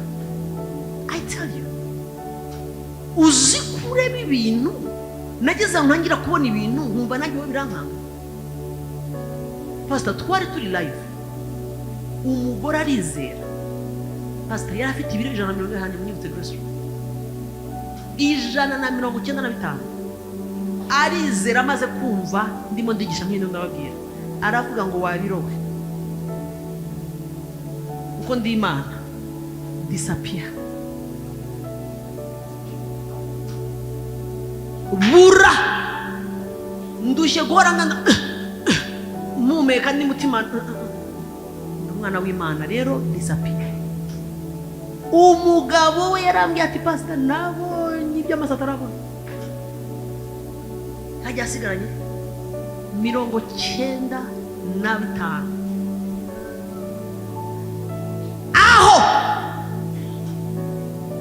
dore bandeba Pastor singaho Grace aho yarabwiye ati mu izina rya Yesu wabinurewe. There and then asanga afite 95 kilo, ipantaro ifatari agapira kati jewe ubabwira mu mutima numva karagarutse kakana. Imana irambira tumva kandi dore kandi bamumagaye umugabo ati Pastor jewe ni madamu wanjye mfite before mfite na after, ikindi jewe sinkishijwe ntabwo yangurira atariko ibyo nabonesheje amaso guhishurwa kwawe nanjye. Umugore Pastor yari yicaye mu materaniro hari kuwa kane, ndabwiriza ntega amatwi gutya arakurikira umushinyi urazamuka. Pastor nitari manase muri urazamuka ugira ute urazamuka. Aravuga ngo kumbe sata waranyifatiye woka. Pastor ayitarandika message n'umuntu tuziranye, arayandika ati Pastor ubu tuvugana ni musoza amateraniro ntabazana ibisubizo ngiye kwa muganga. Pastor yaramaranye imyaka irenga 15 HIV, aravuga ngo nkazi ibinini. Pastor afata isakoshi neza ansunikira iki message mu materaniro, aravuga ngo mwihangane nimusoze ndashaka kurebeda ikintu kibaye activated muri. Aravuga ngo nimusoze kuko ni nko kuvuga ngo ngiye kwikoza yo nzane ibisubizo. Pastor message pyo nyigeza ko Pastor ni ayikubisa amasarande bati turakomeza haleluya turavuga Pastor twagiye gusoza amen, agarukanye ibisubizo negative. Pastor nega reka rero abandi bamwumve mufururizo hariya twakiriye bangahe remind me barengaga 13 mufururizo mu gihe cy'ibyumweru 2. Undi aramwumva yazanye ibisubizo, undi aramwumva amaze imyaka 30 ngo baza 15 30. Pastor nawe yikozayo ati satani guma nibyo asubira kuri wa muganga nyine ati pima amaso ya nyina ya Yesu arimo aratembera muri jewe, gira vuba. Pastor amuha ukuboko 30 yajyanye n'abana be basenyera muri Grace w'abakobwa, aravuga ati mumerekeze murebe Imana yanjye. Unahereye gasuzugo. Pastor baramubwira ngo wanyoye iki ko tubona ufite amaraso nkaho utigeze. Pastor azana ibisubizo tubikubita amaso turabisoma, abandi bicayemo bati ngo iki satani fire. Pastor va et vient umwe yagendaga udasoka. pastor abarenga 15 within 2 weeks negative. Niki kibaye? Imana itegereje ko uhishurirwa who you are. Imibyimba ye niyigukiza. Ese uwaguhaye Kristo niki yamukwima?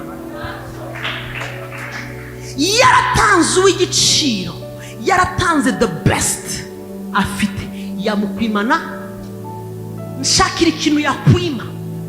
Yaraguhaye umwana we. Bibiri irabaza ngo niki gishake.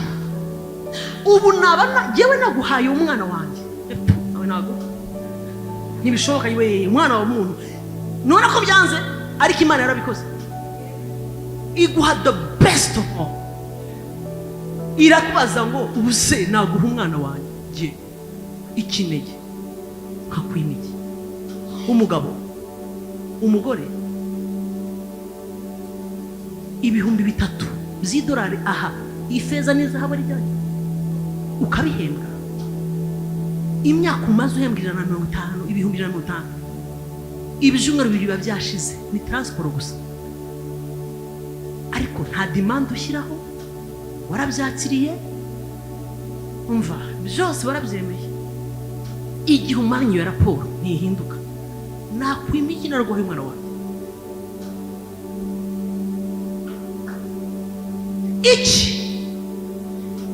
Last week pastor umugore yarakurikiye arangurikira aravuga ati pastor agomba kujya India, barasanze ngo afite ibibyimba. Pastor yicaye muri salo turasenga, ajya kuri televiziyo afataho aravuga ngo ubu nakumenye shitani ndekura njya kubagwa aya mafaranga 40,000 by'amadolari bigiye gupfa gushirira India twiguriza ntayo tutanze. Pastor arasenga agiye kumva barashabye kuri toilette, abwira umugabo ati kuri toilette umugabo arakurikira ageze byasohotse live. Umugabo wareba arahamagara ati Pastor Jullienne, ati mbigenze ne ni iruka kwa muganga, ati mbijyane ni ndekura shitani. Barabifotora bajyayo, baramubwira ngo munda hawe haroze nkaho umwana w'imyaka 5.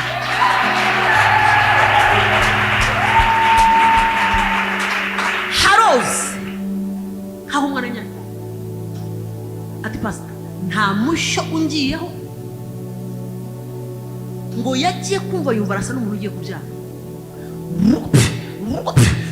Ndasenze mu izina rya Yesu, icyakublokaga cyose after tonight kibe flashed out in Jesus name. Kikuva imbere mu izina rya Yesu. Ndasenze ngo ugire guhishurirwa kuri muri wowe, demand aho uri buyishyire hose. Ndasenze ngo marayika w'Uwiteka kwiyereke, arwane intambara utigeze urwana, bimenyekane ko wizeye Imana. Imana ihabwa icyubahiro pastor, ihabwa icyubahiro igihe gusa tugaragaje iyo mwese. Naho mudomo baravuze twararushye, sibyo? Ibintu bya mudomo tubiveho. Nayivuze ngo tubivuga ngo yego mami tubiveho, ni wavuze buri wakanga ngiye muri spirit, ngiye muri spirit baraguhaza n'udusakoshi n'udukweto tureture muri spirit mota muri spirit. Ariko tuva muri spirit n'urugendo uzana ibisubizo. Mama icara hasi, rambura amaboko yawe mu izina rya Yesu. Hypertension go iragenda. Icyo gihe baraza kumva ko aho ujya noneho Christ is alive. Biraza guhesha Imana icyubahiro. Haleluya. Na ibintu bya mudomo, vuga ngo mudomo fire, vuga ngo mudomo fire. nibigende. Ntabwo Imana yaduhamagariye kuvuga no gukonvenka abantu, yaduhamagariye gukora isi ikamenya ko ari muzima. Niyo mpamvu badutegereje, kandi badutegereje bafite amatsiko. Isi irarushye, nayo mvuze gute? Irarushye. Pastor, icyumweru gishize umugabo yashimye Imana, ndarijoro ryose ndira. Mbwira Imana, ntibinumvise, nibiki ibintu bibaho. Umuherwe urugo rufite amafaranga aragenda araterwa, agiye kumva yubatewe n'umwuka w'inyamaswa. Yakunze inyamaswa Pastor, mpaka aragenda akodesha inzu, ashyiraho umuzamu Pastor, ashyiraho n'ibintu byose, ashyiraho twa tunyamaswa tubiri, imbwa niba n'iki n'ipusi. Yumva bikunze byahatari. Urwo n'urugo rwa kabiri, agasura urugo rwa kabiri, rwa mbere ngajya no rwa kabiri. Hari amara 2 days, akagera kama 2 days. Ubwo mu bisi yagiye gukorayo, yakunze inyamaswa bigera hanaho na ya minsi 2 yamaraga kwa madamu n'abana, inyamaswa ziramutwara. Arabwira madamu, ihangane bibaho, reka mbimbuka. Aragenda arakundana nayo, harya ngo yageze ayijyana mu kazi. Yes, agera hano yitwara ku kazi. Kuko ngo nyuma y'amasaha 2 yumvaga bidashoboka atarimo arasoma imbwa ye. Pastor agura ikimodoka kiza neza, akajya yishyiramo no muri office. Si wese muyobozi wa company, ariko ndashaka kureba Satani udatinya CEO. Kubitimbwa muri office irangije iteza akavuyo, abura icyo abikora. Yiyemeza kwisubiza mu rugo, akajya buri nyuma y'amasaha 2 arasohoka. Ni nko kujya kunywa itabi, asohoka ajya kwireba, akongera agasubira hari. Umudamu ararira, umudamu arasenga, umudamu ahamagara Imana, umudamu aravuga ati urwongero rasenyutse rusenywe n'imbwa. Abandi barizwa nabo muke b'abantu. Ndashaka kureba umugore urizwa, yashimye Imana, sigara nibaza neko ibyaremwe bitegereje nyamatsiko. Aravuga ngo Pastor, aya mafaranga afite kuri konti narayabajije ngo ngutware hehe, bari bumvure. Ndajyaye ngiye mu Buhindi, mabwira ngo nkundibuka. Nje Faisal, umuntu w'umugabo nkange, mparike uru rumodoka V8, babwira ngo mwumvure imbwa. Sanga sinajyayo Pastor, aburi yajya. Beneda, ibyaremwe bitegereje nyamatsiko. Aburi yajya, aburi cyakora, abura cyo yihanira. Iwabo umugore barahaguruka, pare arirukanka, marene baratera, baza kumenya iyo nzu akodesha 200,000. Pastor ashyiraho amafaranga akodeshereza inzu Nyakabwana, bakanayigaburira, akishyura abakozi amata ya buri munsi, bakayoza bakabrosa. Satani atwaza igitugu, ariko turaba ambasaderi ba Kristo ku isi, duhari kumuserukira, twambaye icyapa cye, aba Kristo. Aburi yajya ngo aravuze ngo yarambwiye ngo narebye amafaranga ndayabaza, harya umaze iki? Niba utankura kuri izi ngoyi umaze iki? Aburi cyakora kugeza umunsi yamenye ko gutabarwa kwe kuri ku mwami. Sinzi ukuntu byagenze, sinzi ukuntu byagenze. Hajya yaraje cyangwa yari online, ni umushuti wamuzanye. Araza aricara, maze Satani na umva, ntabwo umwuka w'Imana byigana n'indi myuka. Pastor arabohoka, yapfuye kuva hasi. Ngo yongo bucura bwanjye ari he? Akumbuye abana be. Abana banjye bari he? Barabona umuntu amara kubohoka akava hasi, abana banjye, my children, my wife, bivuze ngo ntabwo yari we. Mwabibonye? Ntabwo yari we.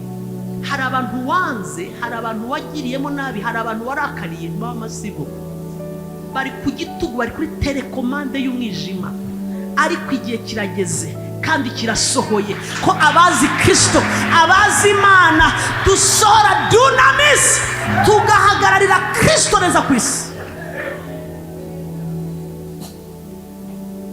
Naraye mvuze ni muri Grace, naraye mvuze umugore pastor yanze imfura ye nyuma ya mariage, arabyara nk'abandi bagore bose barongowe.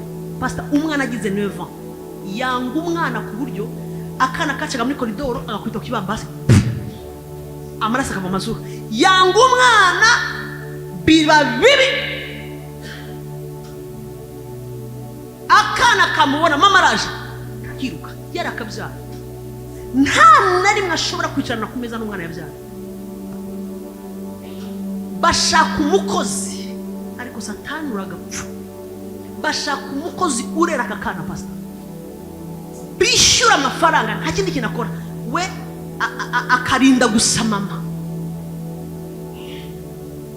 Mumva kavuye mu rugo, umukozi uje gukora iki? Subiza. Kurinda umwana nyina. Bakora icyumba, bashyiraho inzugi zikomeye, bashyiraho amagufuri. Uyu mugore ndavuga umuyobozi y'ahantu, utwaye imodoka nziza, very smart, ariko Satani yaragize ate? Yaramucuramije. Umugabo we abona uburyo umwana ahora mu bitaro, bamukubise, yamusutseho icyayi gishyushye, yagize gute? Ati divorce. Bari muri process ya divorce, mushuti waramuzana mu gusenga, tugiye kubona umutwe hasi, amaguru hejuru. Umugore muremure arazenguruka, arabohoka, yapfuye kuva hasi. Uyu mwana wanje, you my baby, mwana wanje, ngiye mu gisementi kumugurira ngo amajuwe toys. Niki kibaye? Subiza, niki kibaye? Niki kibaye? Yariwe? Subiza, yariwe? Ariko nubwo atariwe, urugo rwari rugiye kumucika. Mana nari narakoze iki kweli? N'ibiki byambaye? Ajya ku rugi, sheri imfura yanjye ngwino nakize. Umukozi aramubwira ati cyangwa se igitanda heje, kuko nuko byagendaga. Yasohoka kugenda ahamagara umugabo ati ngwiki, aza yiruka. Ahageze kuko umugabo asanga madamu yakize. Bazana akana kaza kameze ngo, mama wankubita wakize? Ko Satani uraka ko ntumva faya. Akana kari muri mama wakize, yari Satani. Ubwo mama atangira kumwereka ibinkuguriye n'ibyawe. Sheri uyu ni umwenda wabarira, ni kanzu mvuye kugurira, maze imyaka myinshi ntakugurira ikintu na kimwe. Ndo iki ni cyawe iki mama wa umwana arabibona se, ategereje ikibambazi. Ariko hashimwe Kristo wanesheje Satani. Naribuze ngo hashimwe Yesu watuneshereje. Uyu mugoroba tugiye kuactiva dunamis. Naribuze turaktiva mu izina rya Yesu. Ibyaremwe birategereje the manifestation.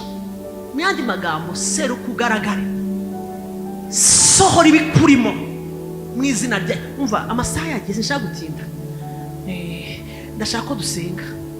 Vuga ngo turasenga pastor. Ni munkingireho.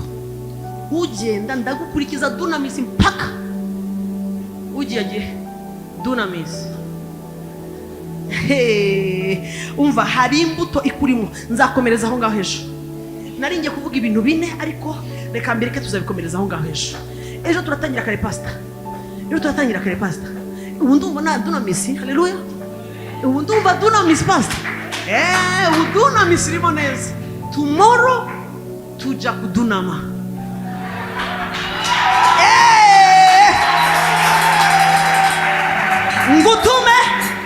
Ngutume genda ushake abo umwanzi yahejeje mu myobo, ubabwire ngo muri spirit hahiye, ubabwire ngo rendezvous. Sawa? Ejo ejo urazana undi muntu n'undi uzane batanu, at least imodoka yawe yuzuze neza, ubabwira utaho twahereye, let's go there. Ijuru yahumuye, ngira ukwegere ngo haguka dusenge. Hari indirimbo Gabi yaririmbye turamye Imana, harya ni yihe Imana yanjye? Mukanya nzakomeza nkwiringire. Fata ibintu byawe neza ubishyire hasi, muraniza iminota mikeya, muremera dusenge. Niba uri kumwe na sheri wawe mukira abafiyansa ari bukugore, ideplace rata, ntakugore, tugiye gusenga. Ndashaka kubona abantu bari tayari, abantu bavuga ngo pastor reka twactive, reka mbabwire ikintu cyactiva, ni umwuka w'Imana. Hallelujah. Uranyemera tubwire Holy Spirit ngo mbatiza. Ninde ubyemeye? Twakira umubatizo uyu mugoroba. Active the power of the Holy Spirit. Amaboko yawe ari hejuru. Hallelujah. Yes, Gabi. Yes. Niba upfukamira Imana uyipfukamire, tuyiramye hanyuma dusenge.